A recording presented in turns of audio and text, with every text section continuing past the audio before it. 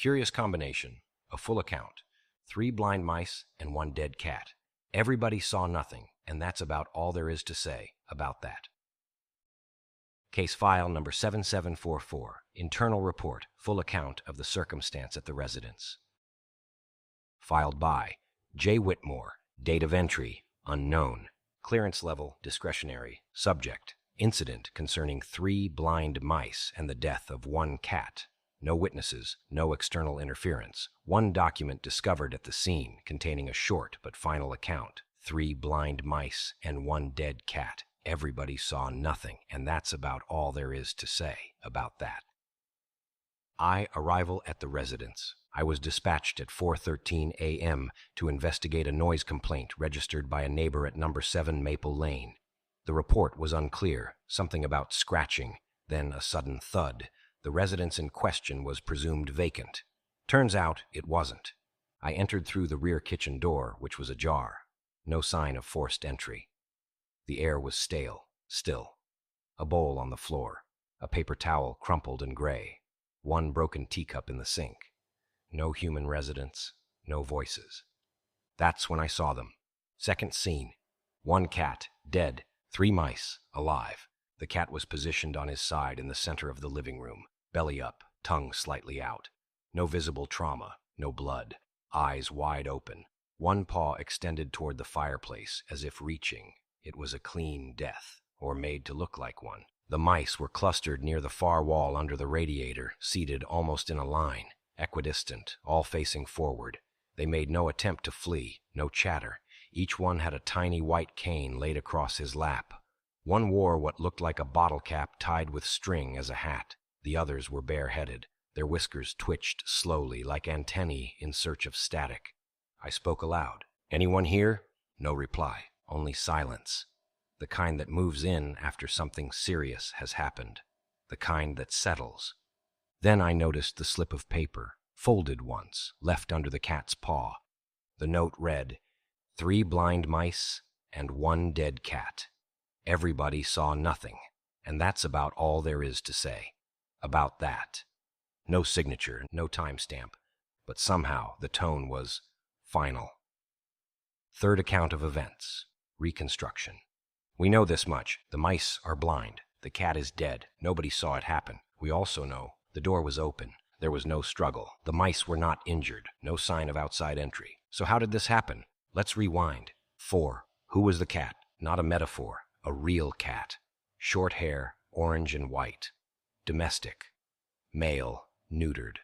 Approximate age, 5 years. Healthy weight. No collar, no chip. Let's call him Lionel. From the look of the room, Lionel had lived here alone for some time.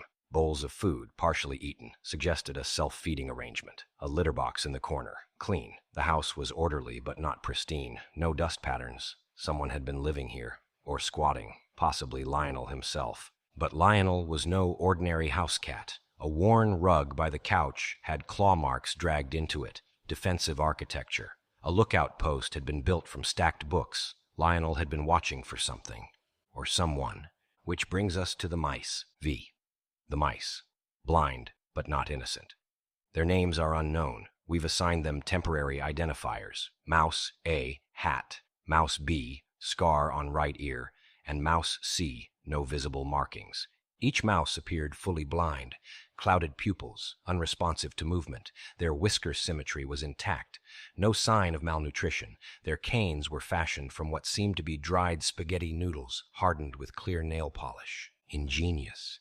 They were not pets, they were not wild, they were residents. Here's the working theory. These 3 mice were cohabitants of this house. Maybe squatters, maybe tolerated by Lionel, or maybe not. They didn't arrive yesterday. The detail of their tools, their seating formation, their total lack of panic suggests familiarity with the space. Possibility, this was a long-term arrangement, and somewhere along the way, the balance shifted. 6. The cat-mouse treaty. It's not uncommon in the animal world for predators and prey to establish uneasy truces, particularly in enclosed spaces. The mice were blind, yes, but that may have worked in their favor. They posed no visual threat, no direct challenge. Perhaps they made themselves useful, warning of sounds or even bringing Lionel crumbs. It's not a stretch to imagine a detente. They lived under the radiator. He lived atop the shelf. A kind of caste system emerged. But even among uneasy truces, there are limits. And in every arrangement, there's someone keeping score. 7. The trigger. What broke it? We can only guess.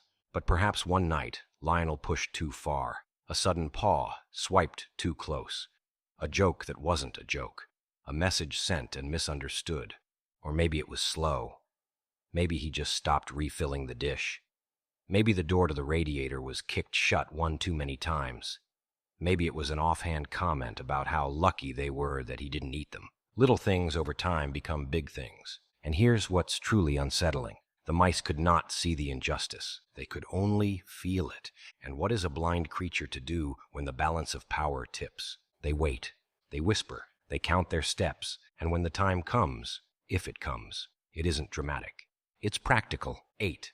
How a cat dies in a room with blind mice. There's no evidence of poison, no claws-out struggle. But there is something else. Underneath Lionel's left front paw was a matchstick, burnt on one end, smells faintly of sulfur. Across the floor, near the stove, a gas knob slightly turned.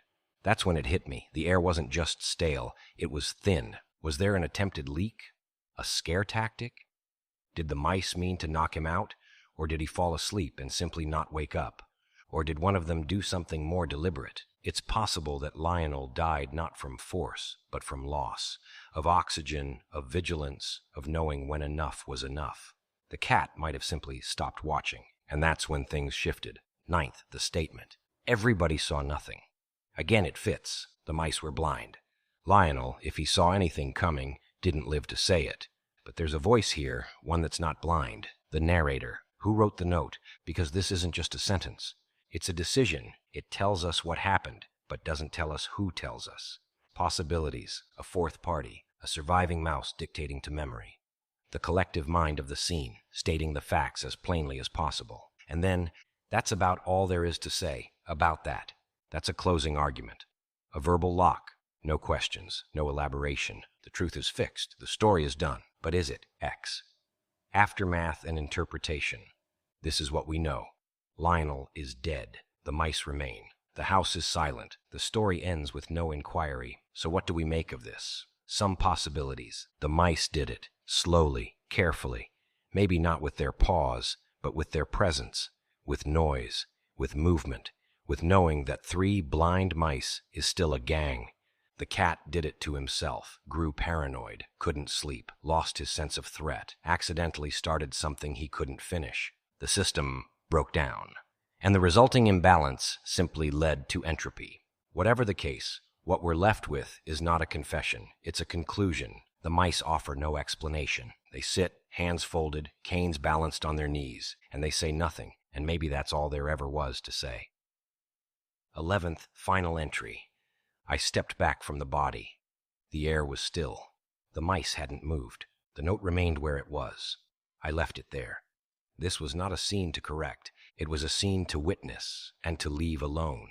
3 blind mice, 1 dead cat. Everybody saw nothing, and that's the whole of it. That's the curious combination, and that is, truly, all there is to say about that.